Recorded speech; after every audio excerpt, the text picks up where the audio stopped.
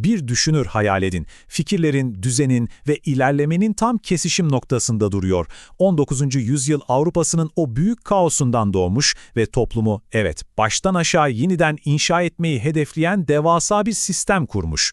İşte bu Auguste Comte ve onun entelektüel projesi olan pozitivizmin hikayesi. Başlamadan önce fikirler dünyasındaki bu ve benzeri yolculuklarımız için Kitap Felsefe kanalına abone olmayı düşünebilirsiniz. Bunu da bir hatırlatmış olayım. Şimdi asıl sorumuza dönelim. Auguste Comte'u böylesine radikal, böylesine iddialı bir sistem kurmaya iten o tarihsel zorunluluk neydi ve bu sistem insanlığa ne vaat ediyordu? Gelin hep birlikte bu büyük dönüşümün temellerine inelim. Her şeyden önce o zamanın ruhunu bir anlamamız lazım. Şöyle bir gözünüzde canlandırın. 19. yüzyıl Avrupası, Fransız devriminin hemen sonrası. Monarşiler, teolojik dogmalar, yani insanların yüzyıllardır yaslandığı ne kadar eski kesinlik varsa hepsi temelinden sarsılmış. Ve geride ne kalmış? Entelektüel ve ahlaki devasa bir boşluk. İşte Comte'un temel tespiti tam olarak buydu. Kriz öyle yüzeysel, sadece siyasi bir kriz değildi. Hayır. Toplum adeta varoluşsal bir parçalanma yaşıyordu ve yara bandı çözümlerin hiçbiri işe yaramayacaktı.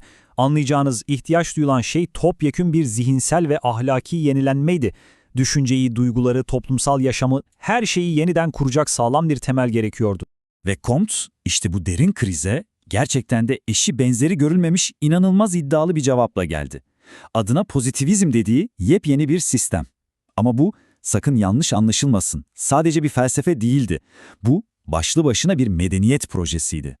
En can alıcı nokta da tam olarak bu zaten. Pozitivizm hayatın tamamı için bütüncül bir çerçeve sunuyordu. Peki temel amaç neydi?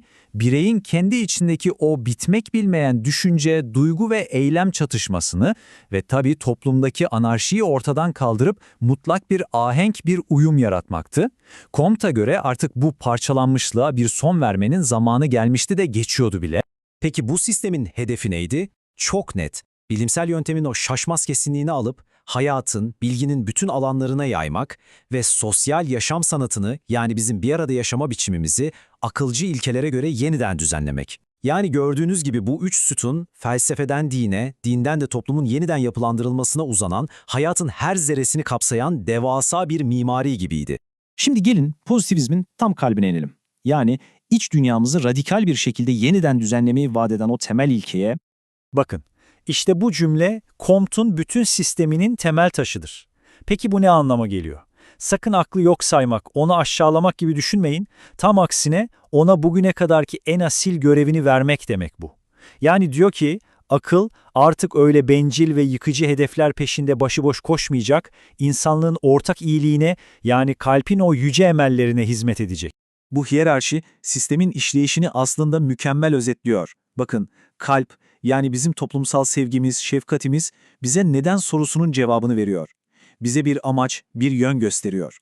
Mesela toplumdaki bir adaletsizliği hissediyor ve diyor ki, bunu düzeltmeliyiz. İşte o noktada akıl devreye giriyor.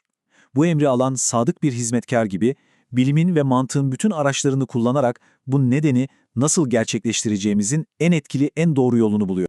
İşte Comte'a göre hem bireysel huzuru hem de toplumsal birliği sağlamanın tek bir yolu vardı, o da buydu. Aklın, sosyal duygunun hizmetine girmesi.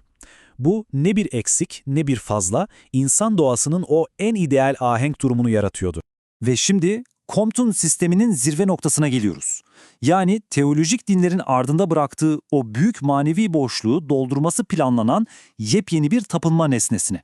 Comte, o soyut metafizik tanrıların yerine çok daha somut, yaşayan bir varlığı koymayı önerdi. İnsanlık. Evet, yanlış duymadınız, insanlık. Bu yeni dinde tapınılacak olan yüce varlık artık tanrılar ya da krallar değildi. Geçmişteki, bugünkü ve gelecekteki bütün insanların oluşturduğu o devasa, kesintisiz ve kolektif varlığın ta kendisiydi. Peki bu sistemde bizim bireysel hayatlarımız nasıl anlam kazanıyor? Ancak ve ancak bu büyük kolektif varlığa, yani insanlığa bir katkıda bulunarak artık her eylemimiz, her düşüncemiz insanlığın bir parçası olarak onu bilmeye, onu sevmeye ve ona hizmet etmeye adanıyor. Şimdi de gelelim pozitivizmin o meşhur sloganına. Hatta o kadar meşhur ki Brezilya bayrağına bile ilham vermiş bir slogan bu. Bakalım bu slogan bize bu yeni toplum vizyonu hakkında neler anlatıyor? O dönemde durum şuydu, bir yanda devrimciler ilerleme diyerek mevcut düzeni yıkmaya çalışıyor, diğer yanda muhafazakarlar düzen diyerek her türlü ilerlemeye set çekiyordu. İşte pozitivizm, birbiriyle sürekli çatışan bu iki kavrama yepyeni, dinamik bir anlam yükleyerek onları barıştırdı. Artık bu ikisi birbirinin düşmanı değil, ayrılmaz bir bütün. Bu büyük sentezi anlamak için pozitif kelimesinin Comte için ne anlama geldiğini kavramamız şart. Çünkü bu kelime adeta felsefenin bir manifestosuydu. Mesela gerçekti çünkü metafizik spekülasyonları bir kenara bırakıp sadece gözlemlenebilir olgulara odaklanıyordu. Sonra yararlıydı çünkü bilginin tek bir amacı vardı, insanlığın durumunu iyileştirmek. Aynı zamanda kesindi çünkü keyfi inançlar yerine bilimsel kanıtları temel alıyordu. Belirgindi, felsefeyi o şairane muğlaklıktan kurtarıp bilimin net diline kavuşturmak istiyordu. Çok önemli bir nokta organikti, yani amacı sadece eleştirip yıkmak değil, tam tersine yeni bir toplum inşa etmekti. Ve son olarak göreceliydi çünkü mutlakiyetçiliği reddediyor, her şeyin kendi tarihsel bağlamında anlaşılması gerektiğini savunuyordu.